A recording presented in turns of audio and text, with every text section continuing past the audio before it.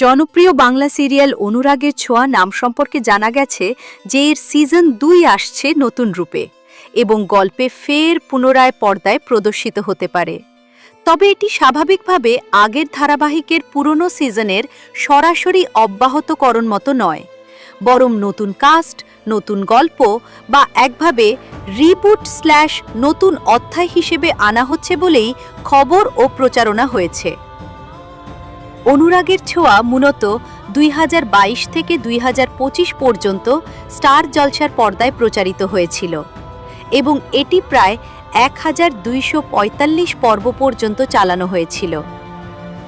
Source অনুযায়ী এই ধারাবাহিকের সিজন ২ নিয়ে কিছু প্রচারমূলক ভিডিও ও কন্টেন্ট রয়েছে, যেখানে দেখা যাচ্ছে নতুন চরিত্র/নতুন গল্প নিয়ে সিরিয়ালটি ফিরছে বলে উল্লেখ করা হয়েছে।